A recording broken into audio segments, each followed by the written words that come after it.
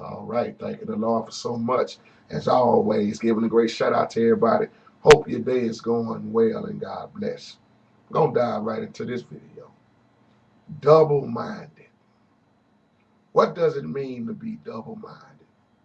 A double minded person. I'm going to tell you something right now. Ain't dangerous to be around. A double minded person. Let's look at this term, double minded.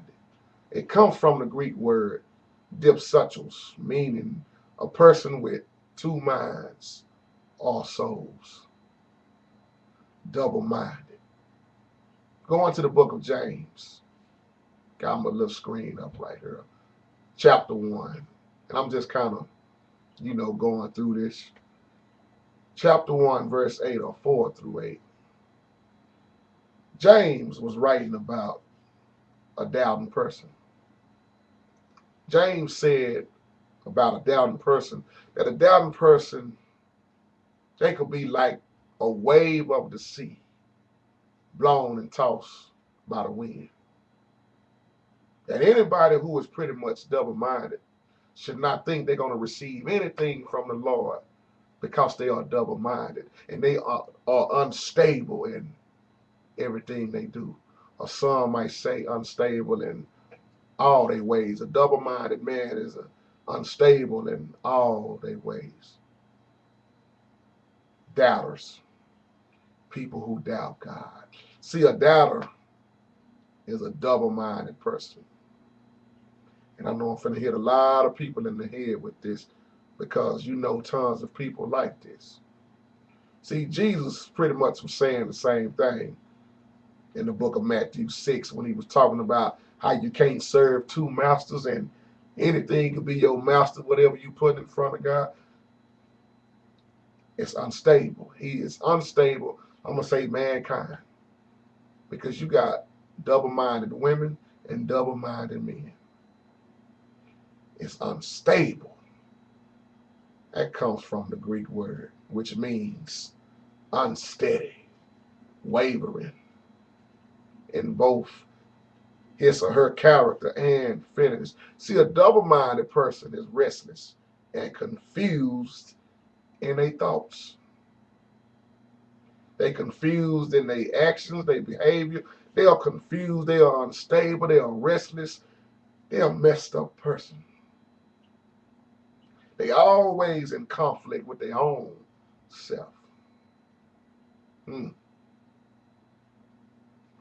you think about a double-minded person, how they don't want to compromise with nobody.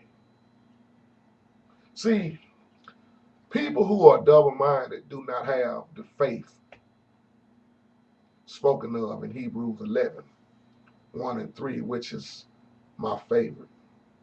Now, faith is being what?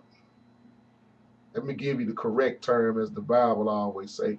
Faith is the substance of things hoped for and the evidence of things not seen. When you look in Hebrews chapter 11.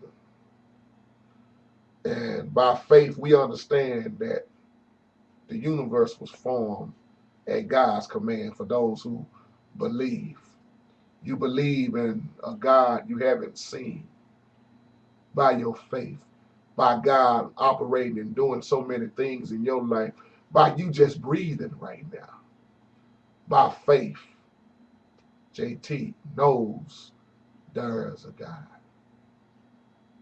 Now, people that don't have faith, remember the book says that faith without works is dead. And without faith, it is impossible to please God. And then we walk by faith and not by sight. But if you're not living for the Lord, and you don't have faith in God, and you're not moving according to the way the Lord say move, what are you doing with your life? Those who are double-minded, they don't have that faith. Because you don't see it, you can't believe it. See, we cannot be both certain and doubting as the double-minded person is. One part of their mind might be sure of something while the other part just keep doubting. I think I know the Lord. I don't know. I don't really believe God can do this for me. See, you have to get serious with your walk for Christ. God will not, trust me, God will not grant blessings upon those who are double-minded. That's why he said no one could serve two masters. You're going to either hate one and love the other. God teaches us, shows us everything we need to know in this life. The sad thing is, people got itching ears. A double-minded man is unstable. A double-minded person, period. See, people who try to love the world and God, they're going to become unstable in all their ways because God is a jealous God. And he will not accept a service that is divided with Satan. We learn that in the book of Exodus. And I'm glad that I serve a jealous God. I'm glad my God don't want no part of Satan. See, that's why it was so important when he say be in the world, but not of the world. So when you think about a double-minded person, that's a pretty bad person. How can you be a Christian and be double-minded? How can you say, I want to serve God, I want to be about God this day, but then I don't want nothing to do with him the rest of the week? You can't make up your mind because you are fighting with yourself, your flesh. You're fighting with the world. You want to be on both sides. That's like saying, I want 1 foot in hell and 1 foot in heaven. Well, at the end, I'll say this before I get out of here, you got to make a choice. God or Satan. Book of life, Lamb book of life, or lake of fire. Hey, don't take a rocket scientist to figure out what the word of God is saying. So be careful if you are hanging around double-minded people,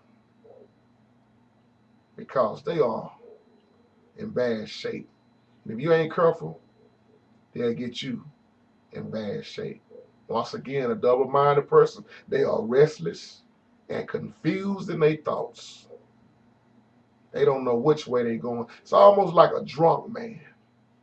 You ever notice a drunk man be so drunk, he be stumbling while he walking. He can't figure out how to walk right because he's confused. He done drunk so much. That's how I like to say it nowadays. You got a lot of drunk Christians walking around here. Though they not physically drunk, but they stumbling and they walk. Because they can't open up their eyes and really see and live the word of God. With that being said, God bless you. God keep you. A double-minded person